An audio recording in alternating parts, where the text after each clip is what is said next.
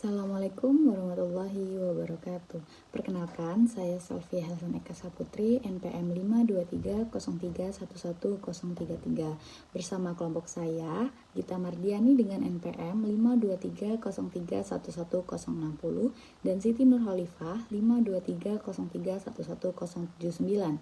Pada kesempatan kali ini, kami akan mempresentasikan materi dengan judul Web Framework, Pondasi Utama Pengembangan Web yang Efisien. Dalam presentasi ini, kami akan membahas pengertian, fungsi tujuan, hingga komponen utama dari web framework sendiri, hingga hubungan web framework dengan web server. Pengertian web framework sendiri ialah kerangka kerja yang membantu pengembangan dalam membuat aplikasi web dengan lebih cepat, terstruktur, dan efisien. Framework juga nyediain berbagai fitur dan library yang siap digunakan, sehingga developer nggak perlu menulis kode dari awal. Selain itu juga, framework membantu dalam pengelolaan database, keamanan, serta tampilan aplikasi. Dengan adanya framework sendiri, proses pengembangan jadi lebih mudah dan berstandar. Jadi intinya itu, framework bisa dibilang alat bantu buat programmer biar nggak harus ngoding dari nol. Kita lanjut ke slide berikutnya, ada fungsi utama dari framework. Di antaranya ialah menyediakan struktur kerja yang jelas, terorganisir, jadi struktur kerja kita akan menjadi rapi. Kedua, ada mempercepat pembuatan aplikasi karena sudah adanya komponen yang siap dipakai. Ketiga, mengurangi kesalahan dan duplikasi kode, jadi akan mengurangi resiko adanya bug. Selain itu juga, framework sendiri menyediakan fitur keamanan dasar serta mempermudah perawatan dan pengembangan aplikasi di masa depan. Kita lanjut ke tujuan utama dari penggunaan framework sendiri ialah untuk meningkatkan efisiensi dan produktivitas pengembang. Serta framework juga membantu menstandarkan struktur kode agar mudah dipahami oleh tim, mempermudah pemeliharaan, dan mendukung skalabilitas aplikasi. Selain itu, framework sendiri mempercepat integrasi dengan teknologi lain, mengurangi resiko bug, serta meningkatkan keamanan aplikasi web. Jadi, kode yang dibuat punya pola yang sama, gampang dibaca, dan gampang dikembangkan bareng tim. Selain itu juga, framework juga membantu aplikasi tetap aman, bisa dikembangkan lebih besar dan lebih mudah nyatu sama teknologi lain. Kemudian kita akan ngebahas komponen utama dalam web framework. Frameworknya sendiri memiliki komponen yang sangat penting. Beberapanya yaitu yang pertama ada routing. Routing itu fitur yang mengatur alur permintaan pengguna ke fungsi tertentu. Yang kedua ada controller. Controller sendiri berfungsi untuk mengelola logika atau bisa menghubungkan model dengan view. Yang ketiga ada model. Model sendiri itu bagian yang nanganin data dan interaksi dengan database. Keempat, ada view atau template, yaitu untuk menampilkan hasil kepada pengguna. Kelima, ada database management, yaitu komponen yang mengatur koneksi serta operasi pada basis data. Selain komponen utama tadi, ada juga beberapa bagian penting lainnya, seperti middleware, yaitu untuk menangani proses di antara request dan respon. Kemudian ada session dan authentication untuk mengelola login serta identitas pengguna. Dan ada juga security. Security ini fungsinya untuk melindungi aplikasi dari ancaman seperti SQL injection. Kemudian ada validation untuk memastikan data input itu udah sesuai sama aturan, dan error handling itu untuk menangani kesalahan agar tetap aman ditampilkan kepada penggunanya. Assalamualaikum warahmatullahi wabarakatuh. Perkenalkan, nama saya Siti Nurholifah dengan NPM 52303111079. Di sini saya akan menjelaskan tentang arsitektur MVC atau model view dan controller.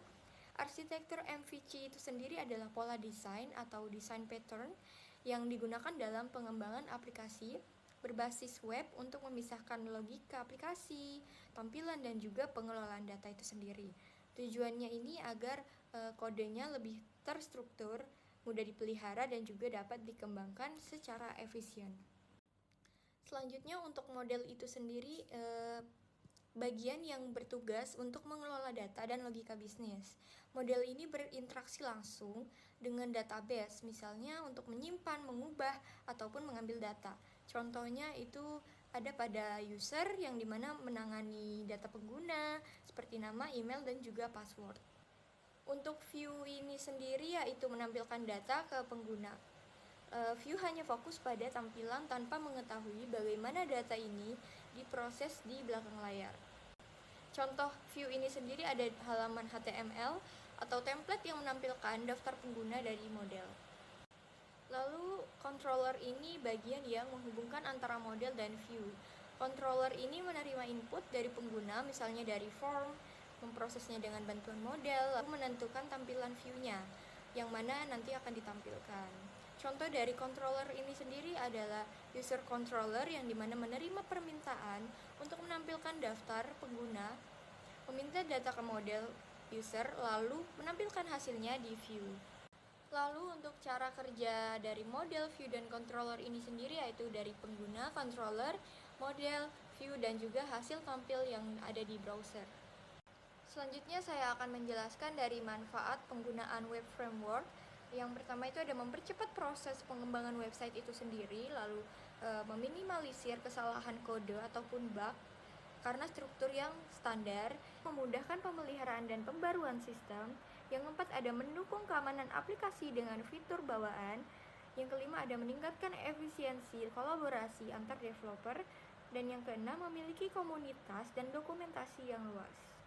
Selanjutnya di sini saya akan menjelaskan jenis-jenis framework dan juga kegunaan dari jenis-jenis tersebut. Yang pertama ini ada full stack framework yang dimana full stack framework ini mencakup front end dan back end, contohnya di Django dan juga di Laravel. Yang kedua ada micro framework. Micro framework ini ringan, hanya ada fitur inti yang dimana contohnya itu Flash dan juga Slim. Yang ketiga ada front end framework yang dimana front end framework ini fokus pada tampilan dan juga interaksi pengguna, contohnya ada React, Angular, Vue.js. Lalu ada back-end framework yang dimana back-end framework ini berfokus pada logika dan juga server, contohnya ada pada Express.js dan juga Spring Boot. Lalu yang terakhir ada API framework. API framework ini biasanya digunakan untuk pembuatan REST API, contohnya Fast API dan juga Loopback. Selanjutnya saya akan menjelaskan contoh bahasa pemrograman yang biasanya digunakan di web framework itu sendiri. Yang pertama itu ada Python. Python itu sendiri adalah bahasa pemrograman yang terkenal karena bisa dibilang Python ini mudah dibaca dan juga digunakan. Bahasa ini sering dipakai untuk pengembangan web, analisis data, dan juga untuk kecerdasan buatan atau AI. Nah, Python itu peran di frameworknya seperti apa? Seperti Django dan juga Flash yang dibangun dengan bahasa Python. Jadi saat kita membuat website dengan Django atau Flash, sebenarnya menulis kode dalam bahasa Python, dan framework juga membantu mempercepat prosesnya, misalnya membuat login, database, atau halaman web yang tanpa harus codingan dari nol. Lalu yang kedua ada PHP. Nah, PHP ini adalah bahasa pemrograman khusus untuk membuat website dinamis. Nah, biasanya di sisi server untuk mengolah data sebelum ditampilkan ke pengguna. Lalu peranannya di framework itu apa? Frameworknya itu seperti Laravel dan juga kode igniter yang dibuat dengan PHP, yang dimana ketika kita menulis kode PHP di dalam struktur framework itu sendiri, nanti lebih cepat dalam membuat fitur web seperti form, halaman admin, dan juga database. Yang ketiga ada JavaScript. Nah, JavaScript ini bahasa pemrograman yang digunakan di sisi klien atau di browser itu sendiri. Tapi sekarang juga bisa digunakan di server dengan Node.js, yang dimana bahasa ini membuat tampilan website kita menjadi lebih interaktif dan juga dinamis. Nah, frameworknya seperti Express.js atau backend, dan React.js atau Next.js yang front-end-nya menggunakan JavaScript untuk mempermudah pengembangan aplikasi web yang modern. Misalnya kita bisa membuat website yang halamannya berubah tanpa harus memuat ulang seluruh halaman, atau bisa disebut dengan single page app. Lalu yang keempat ada Java. Nah, Java ini adalah bahasa pemrograman yang lumayan terkenal juga, yang dimana pemrogramannya ini sangat kuat dan juga stabil. Biasanya sering digunakan untuk sistem besar dan juga aplikasi perusahaan itu sendiri. Nah, perannya di framework ini seperti Spring Boot dan juga GSF disebut itu bisa dibilang mereka menggunakan pemrograman Java. Framework ini membantu developer membangun aplikasi website dengan skala besar dengan keamanan dan struktur yang baik, misalnya untuk sistem bank, kampus, atau juga pemerintahan. Lalu yang kelima ada bahasa pemrograman Ruby. Nah, Ruby ini adalah bahasa pemrograman yang sederhana dan juga elegan. Ruby ini biasanya berfokus pada produktivitas dan kemudahan dalam menulis kode. Nah, framework Ruby on Rails ini dibangun dengan Ruby biasanya. Dengan Rails ini kita bisa membuat website lengkap dengan front end dan juga back end dengan cepat karena framework ini bisa dibilang sudah menyediakan banyak fitur otomatis seperti login, database, dan juga tampilan itu sendiri. Lalu yang terakhir ada C# atau .NET yang dimana bahasa pemrograman yang dikembangkan oleh Microsoft. Nah, biasanya digunakan untuk membuat aplikasi berbasis Windows, game, dan juga website.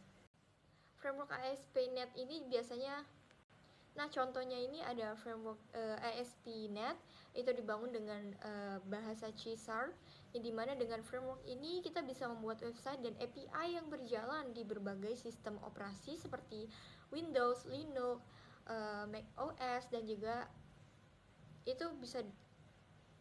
itu berjalan dengan cara cepat dan juga aman. Lalu yang selanjutnya saya akan menjelaskan tentang cara kerja framework itu sendiri. Yang pertama itu ada user mengirimkan permintaan ataupun request ke server melalui browser. Lalu yang kedua, framework menerima request dan meneruskannya ke controller. Yang ketiga, controller memproses logika menggunakan model data. Lalu keempat, model mengambil data dari database jika diperlukan. Lalu yang kelima, hasil dikirim ke view atau tampilan untuk ditampilkan ke user ataupun pengguna. Lalu yang terakhir ada user melihat respon dari halaman web di browser.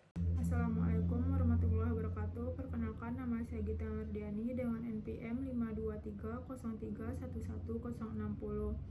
Selanjutnya saya akan menjelaskan tentang kelebihan dan kekurangan web framework. Kelebihannya itu cepat dikembangkan, sudah terstruktur dan siap dipakai, kemudian kodenya rapi dan standar sehingga memudahkan kinerja tim, kemudian webnya lebih aman, ada perlindungan bawaan dan dari serangan umum. Selanjutnya banyak dukungan dari komunitas besar dan dokumentasi lengkap. Kekurangannya yaitu perlu waktu buat belajar karena tiap framework punya aturannya tersendiri. Kemudian kurang fleksibel, sulit jika ingin keluar dari standar bawaan, berat, banyak fitur yang tak dipakai. Kemudian ketergantungan versi, karena update bisa bikin kode lama bermasalah. Pada slide selanjutnya saya akan menjelaskan tentang perbandingan beberapa framework yang populer, yaitu ada Laravel, Python, sama Angular. Nah, kalau Laravel itu kelebihannya mudah dipelajari, banyak fitur bawaan seperti autentikasi dan routing. Kekurangannya itu cukup berat dan butuh server yang kuat. Cocok untuk website dan aplikasi bisnis. Kemudian ada Python, kelebihannya aman, cepat, dan punya admin panel otomatis. Kekurangannya strukturnya kaku dan kurang fleksibel, cocok untuk aplikasi data dan web kompleks. Kemudian itu ada Angular, kelebihannya yaitu framework lengkap untuk aplikasi besar, kekurangan cukup sulit dipelajari dan ukuran filenya itu cukup besar, cocok untuk aplikasi enterprise atau skala besar. Kemudian yaitu hubungan web framework dan web server. Web framework itu mengatur logika dan fitur aplikasi web, sedangkan web server itu menerima permintaan dari pengguna dan mengirimkan hasilnya ke browser. Jadi, framework berjalan di atas web server untuk memproses data dan menampilkan hasil ke pengguna. Selanjutnya yaitu ada kesimpulan dan penutup. Kesimpulannya, web framework membantu pengembang membuat aplikasi lebih cepat, terstruktur, dan lebih aman.